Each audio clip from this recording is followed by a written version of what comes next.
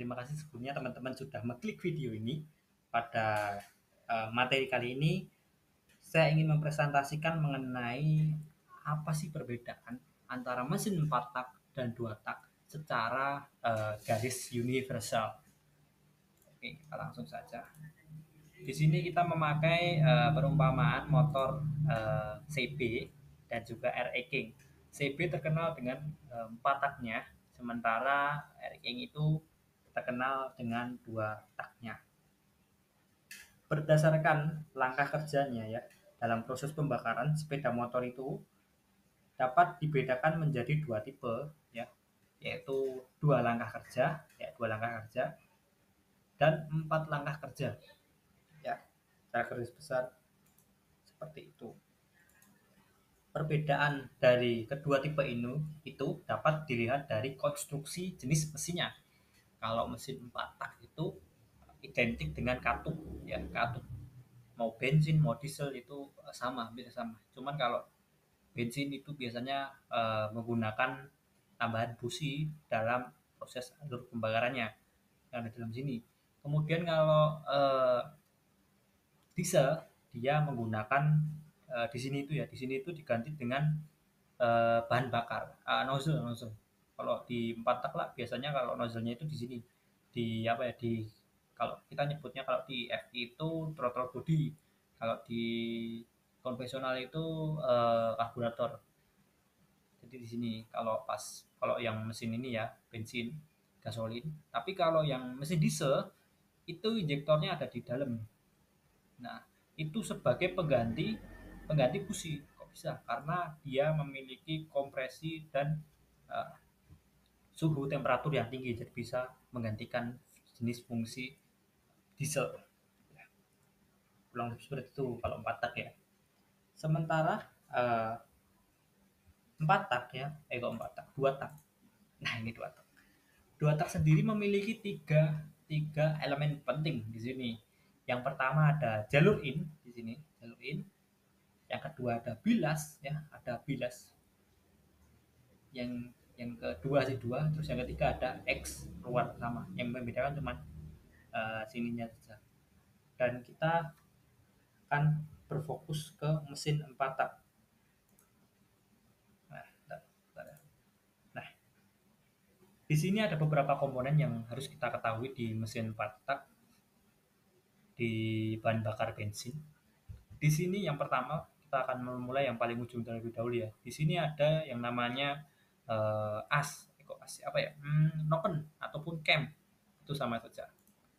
Kurang lebih pengertiannya secara garis besar seperti ini. Berfungsi mengatur, membuka dan menutup sesuai timing order urutan pembakaran dari mesin ya. Jadi dia itu fungsinya seperti itu dan terhubung langsung dengan poros kruk as. Jadi putaran dari sini itu harus sejajar dengan ini. Kurang lebih seperti itu. Dan di sini ada 2 tonjolan, 1, 2, in, out. Biasanya seperti itu. Kalau satunya in, kalau satunya ini menonjol di sini, ini namanya rocker arm. Satunya itu menonjol rocker arm, sehingga rocker arm akan mendorong katup untuk membuka. Bekasnya ini nanti akan terkompresi, sehingga saluran ini akan terbuka. Kalau nggak ditonjok, dia akan tertutup karena adanya bekas untuk mengembalikan uh, ke semula. Kemudian ada yang namanya, ini yang ditonjok oleh rocker arm karena ada sundulan dari noken atau cam, yaitu ada valve atau klep ataupun yang lain sebagainya. Secara garis besar, fungsi klep atau valve adalah mengatur hasil pembakaran dengan cara membuka dan menutup jalur menuju ruang bakar. Jadi kurang lebih fungsinya itu tuh untuk ini kayak pintu gitulah, kayak valve gitu. Jadi semuanya ini dalam posisi pertama, tahap pertama di mesin pembakaran ini yang 4 tak adalah bisa di mana udara dan bahan bakar itu nanti akan tervakum, tersedot masuk ke dalam ruang bakar ya, karena adanya ketiadaan adanya penurunan volume yang secara tiba-tiba. Seperti halnya kalian kayak apa ya, penurunan volume itu kayak kalian remas remas botol botol aqua lah, kalian remas kemudian kalian lepas.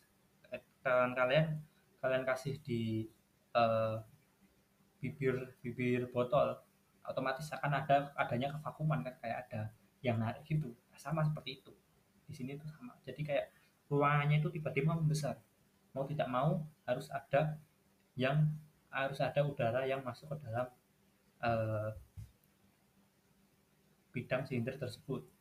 Nah, di sini ada beberapa komponen di valve. Yang pertama di sini, dari atas dulu aja lah. Spring retainer. Nah, di sini retainer itu setahu saya itu fungsinya sebagai pengunci kalau nggak salah ya. Valve counter, valve spring outer, valve spring inner, stem shell. Kayak seal itu kayak biar ini ya. Itu bentuk kalau nggak salah di Makingku dulu itu ini karet, dia dari karet. Kemudian spring set seperti ini ya. Valve gate ini cylinder head itu cover silinder, jadi kayak rangkanya lah ya, ataupun cor-corannya apa ya, ya kerangka lain, valve set di sini. Dan di sini ada beberapa kasus ya, kenapa kok mesin mesin motor itu setelah apa ya, setelah 5 tahun atau setelah beberapa kilometer tuh harus di overhaul untuk mengembalikan performa, itu salah satunya dengan cara menyetel ulang eh, valve di sini.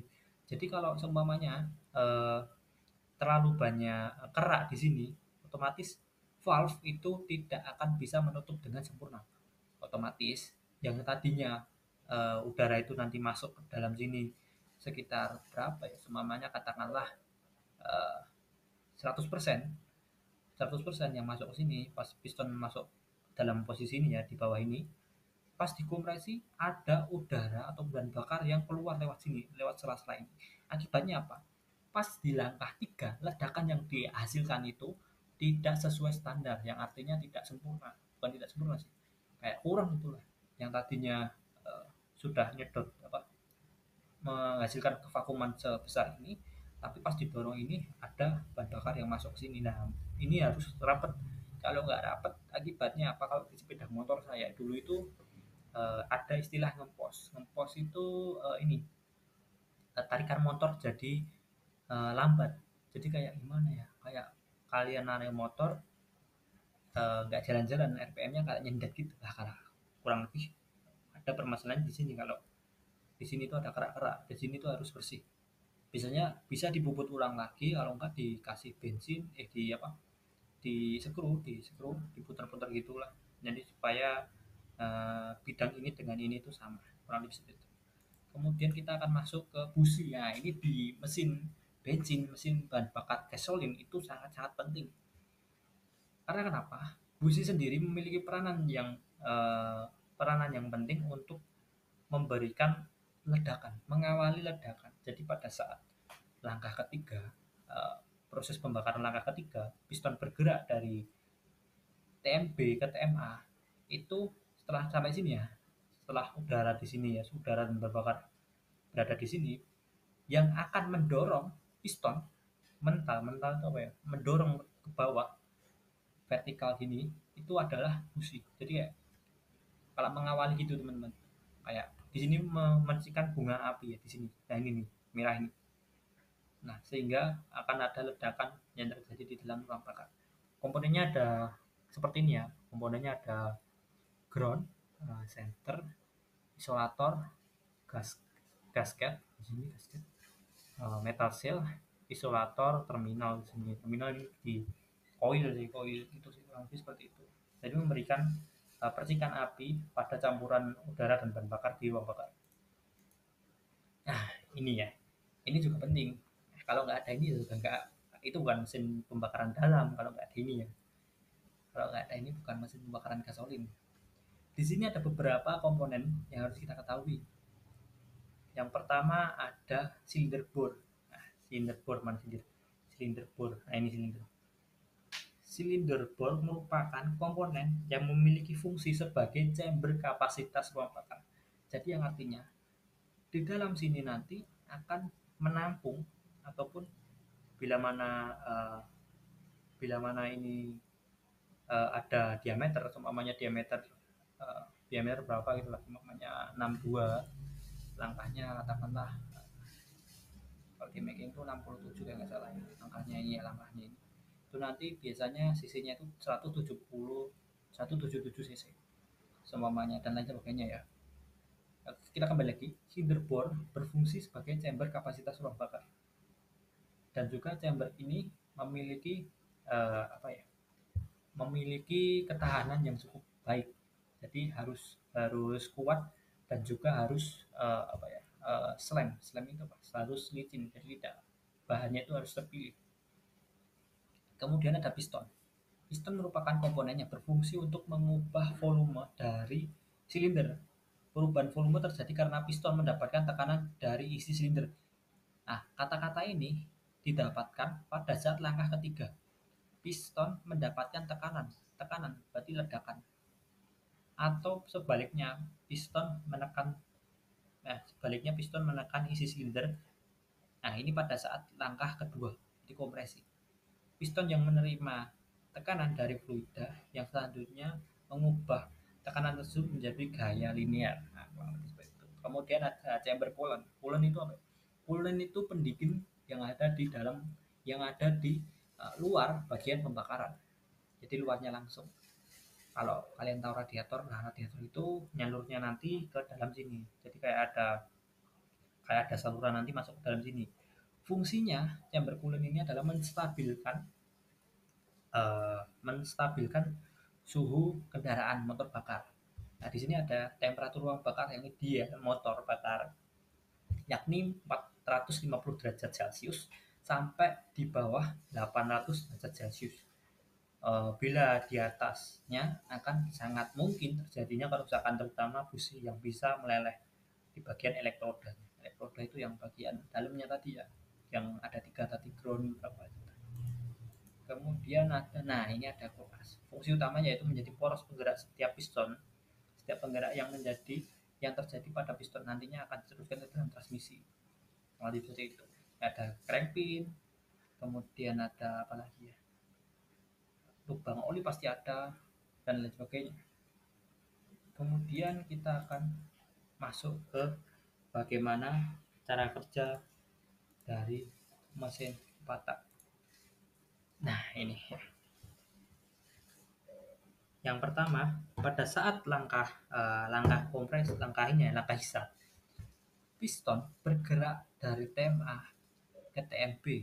Sebelum hal ini terjadi, terlebih dahulu lift tingginya dari di bagian noken yang in itu nanti akan menonjol ya, menonjol bagian, nah nih ini ini nanti akan menonjol bagian rocker arm. Di sini biasanya ada rocker arm, ada rocker arm. Sehingga mau tidak mau katup akan terdesak masuk ke dalam ruang bakar kayak mendorong gitu teman-teman. Sehingga akibatnya apa? Karena uh, ketiadaannya ada di dalam sini, otomatis mau tidak mau volume tadi akan berubah. Volume berubah, otomatis uh, luar dan dalam itu harus ini ya, volumenya harus sama. Mau tidak mau udara dan bahan bakar akan masuk ke dalam sini. Itu alasannya udara dan bahan bakar bisa masuk ke dalam ruang bakar. Itu langkah hisap. Kemudian langkah kedua, langkah kompresi, di mana tonjolan dari ini ya, dari cam itu tidak lagi mendorong.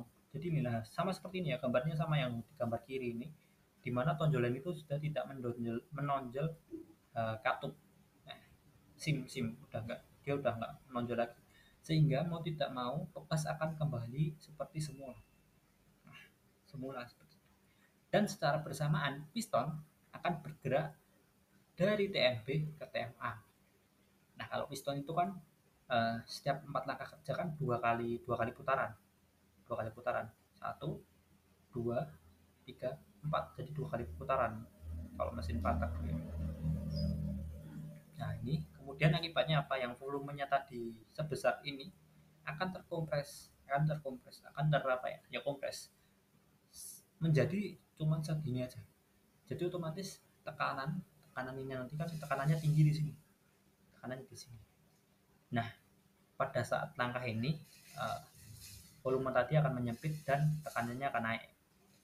Setelah itu, langkah ketiga adalah usaha, inti dari proses kerja ruang bakar, di mana busi akan bekerja mempercikan bunga api di dalam sini. Akibatnya apa?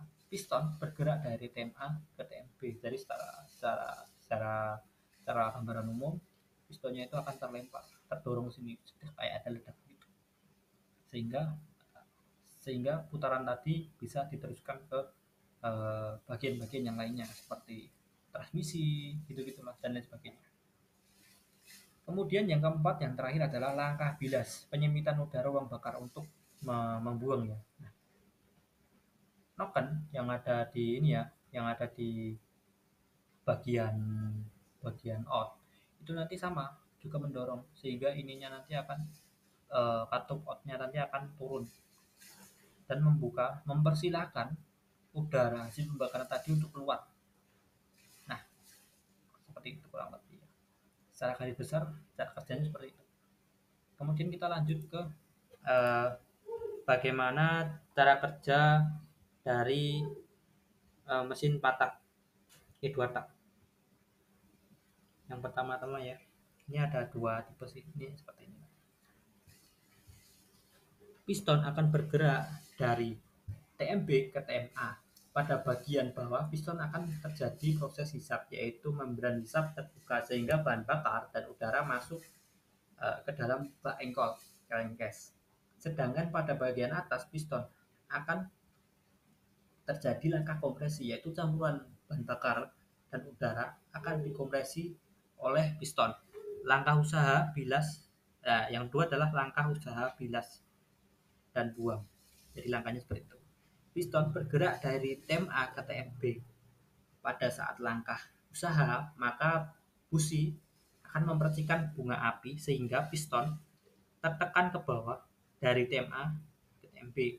Ketika piston mencapai TMB, maka saluran buang akan terbuka sehingga gas pembakaran dapat keluar. Akibat dari piston yang bergerak turun, maka campuran bahan bakar dan udara yang ada di bak engkol akan tertekan sehingga akan menuju ke saluran bilas. Campuran inilah yang membantu mendorong gas buang keluar menuju langkah pembilasan pada langkah buang bakar. Kurang lebih caranya seperti itu, teman-teman ya. Disiniin udara dan bahan bakar masuk dalam sini, kemudian masuk sini. Setelah langkah kedua, udara dan bahan bakar masuk dalam sini, dan ini bercampur dengan oli biasanya. Jadi ikut membilas. Setelah itu piston bergerak sini langsung dibakar lagi. Pas di sini dibilas lagi sampai ini, kurang lebih seperti itu terus. Di sini ada perbedaan antara 4 tak dan 2 tak. Yang pertama, keunggulan dari motor 4 tak adalah konsumsi BBM lebih hemat, jauh lebih hemat. Karena tadi kan di sini kan harus ada bilasan. Di sini enggak. Suara mesin itu jauh lebih halus karena dia tidak membawa oli, oli ya kan ada olinya tadi di bak tadi. Jadi sangat dimungkinkan untuk dipasangkan gas bul itu kayak sejenis kapas gitu. Nah, kalau ada olinya otomatis nggak akan bekerja, tapi kalau non olinya dikit, dia akan bekerja dengan baik. Tarikan RPM rata, mau dari RPM rendah ke tinggi itu cenderung rata karena ritme pembakarannya itu bisa dibilang 4 tak itu jauh lebih unggul dibandingkan 2 tak. Spare part mudah ditemui dari yang ori sampai yang HW ya. Memang populasi dari mesin 4 tak untuk saat ini itu jauh lebih banyak dibandingkan 2 tak. 4 tak itu lebih unggul karena banyak yang pakai juga. Kekurangan dari motor 4 tak pasti ada kelebihan, pasti ada kekurangan. Kalau kalian yang suka ngebut kayak suka tarikan bawah yang dikit itu 2 tak, 2 tak itu kurang apa ya, kurang wah, dikarenakan akselerasinya kurang jika dibandingkan 2 tak. 2 tak tadi kan eh, hanya butuh 2 kali siklus udah menghasilkan tenaga. 4 tak harus 4 kali siklus dulu. Nah, dari situ aja udah kelihatan bahwasannya 4 tak 2 tak ini jauh lebih unggul dibandingkan 4 tak. Getaran lebih besar, ini tergantung mesinnya juga sih. Kita nggak bisa patokan juga mesin 4 tak ini lebih lebih stabil dibandingkan bobot mesin jauh lebih berat. Memang karena komponen-komponen yang terinstal di dalam mesin 4 tak itu jauh lebih banyak dibandingkan dengan mesin 2 tak. Nah, kita akan geser ke kelebihan dari motor 2 tak. Yang pertama pastinya ya, akselerasi lebih cepat. Nah, ini sangat-sangat disukai oleh penikmat seni balap. Gila. Terus kemudian konstruksi mesin jauh lebih sederhana. Ya, karena sesuai gambarnya tadi, konstruksinya lebih sederhana. Jadi komponen-komponen yang ada di sini itu lebih sederhana, terasnya lebih gampang untuk dipelajari. Bobot mesin lebih ringan, kemudian perawatan lebih mudah. Ini relatif sih, tergantung ininya, tergantung unitnya juga. Kalau unitnya udah lumayan berumur ya tetap perawatannya tetap diperhitungkan. Kekurangan umur komponen jauh lebih singkat ya karena biasanya produsen itu sudah tidak lagi memproduksi komponen-komponen komponen-komponen yang ada di sini. Kalau di sini pasti ada KW, di motor 4 tak itu pasti ada KW karena populasinya banyak. Tapi kalau 2 tak itu populasinya udah nggak sebanyak dulu.